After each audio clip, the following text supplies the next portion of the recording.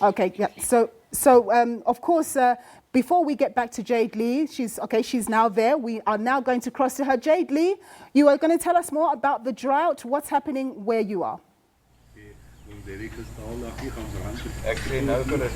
A very good afternoon to you, Nompe, and the viewers. Well, we've been coming to you from Graaff-Reinet with the better part of this morning, speaking to locals, asking them what do they expect President Cyril Ramaphosa, to have in his address. Will it actually tackle the issue of drought in the Eastern Cape?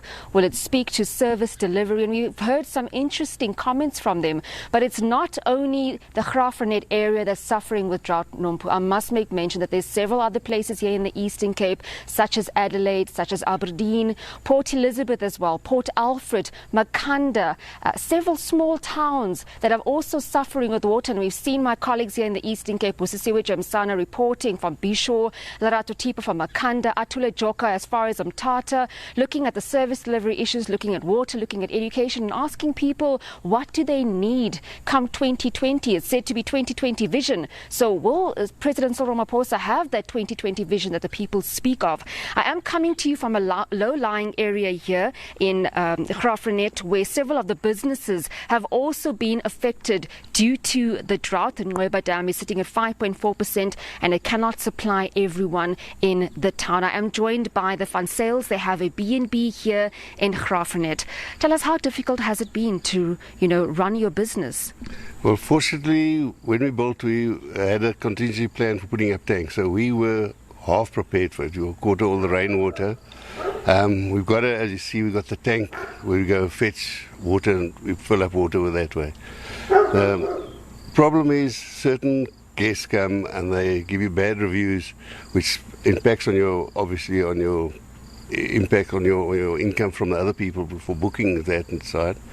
With the thing that they came for a spa bath and their plugs have been removed due to no water. Now, this area hasn't had water for 5 months now. I can imagine when guests come and they realize that there is no water, they want to leave, which, impacts the business that you are running. Yes, definitely. I had guests that were so upset that they actually swore at me to such an extent that I couldn't deal with them. I asked my husband to deal with them, and then I offered them to refund, but they calmed down and they actually did stay another night. Yeah, but it does give a personal difficulties in coping with scenarios like that, as it doesn't leave a very pleasant taste in your mouth, and that's simply something that we could not cope with or do anything about. As this was in the middle of the night and the generator wasn't switched on, so there was no water to pump into the tanks, because we fill up the water tanks behind the house, and then we have a pressure pump which we then use when the taps go open, that there will be water for the guests for the toilets and a very short shower. I must say most people are quite acceptance to the fact that the bath plugs have been removed, although there have been quite a few negative reviews due to the water shortage. We've been fortunate to manage to keep the pool going, which in December months is a very big attraction for families with children. And we also ask them not to splash and to keep the water in the pool and not out the pool. But you know what kids are like. Yeah, so it's been with extreme difficulty that we've kept the guest house going. I can imagine it must be very difficult as well. I see they do have a water tank and they go and collect their water. There's not a single drop of water in their tap, so they use this tank to go and fetch water and keep their businesses running. But we haven't spoken to the municipality. We've been calling them to find out if they would like to go on camera and speak to us in terms of what are they doing to help the residents. I am joined by the business of commerce here in Graaff-Reinet, Jayed-Leigh, just to talk about some of the conversations that you've had with the municipality. Where to from here? I mean, this is a great economic impact on businesses. Graaff-Reinet, we've seen it all over the papers, all over the news, that they're sitting at the water crisis. Only 5.4% water in the Nqweba Dam, but it can't supply everyone. Yeah, Jade, I'd like to touch on some of the economic impacts, but I'd just like to say this, that the Department of Water Affairs and the local municipality, together with our community and community organisations and civic organisations are working together to find solutions to short-term and long-term water supply. I'm personally involved in a number of initiatives by the Graaff-Reinet Economic Development Forum, which will look to secure water for the next 30 to 50 years so that we don't have a repeat of this sort of thing. So what we're looking at is co-governance really, and being part of the solution as a community rather than just looking to government for solutions. So I think that's a good thing.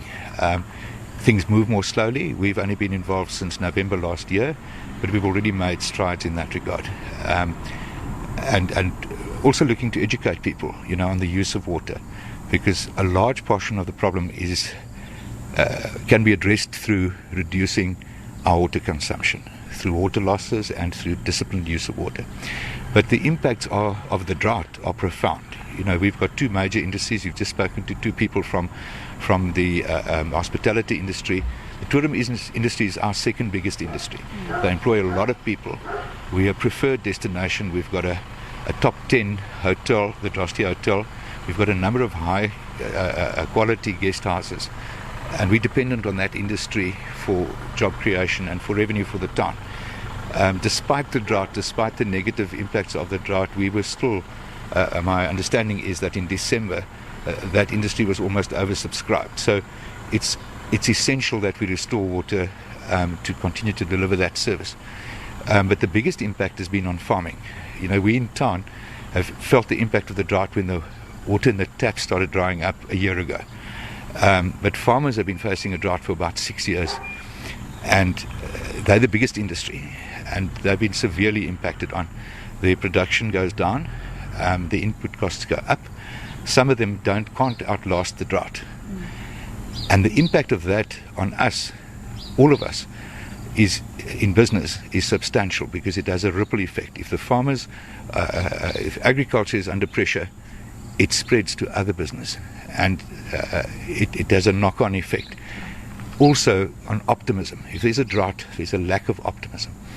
With the rain now, there's a huge change in people's psyche. Suddenly, there's an optimism again. The drought isn't over, but the community itself is resilient, and community leaders are looking for solutions with government. Thank you very much, Derek. That was Derek Light from the Business Chamber here in Graaff-Reinet, talking about the economic impact that the drought in Graaff-Reinet has had. We've also spoken to B&B as well as many of the residents here, asking them how it really has affected their daily lives.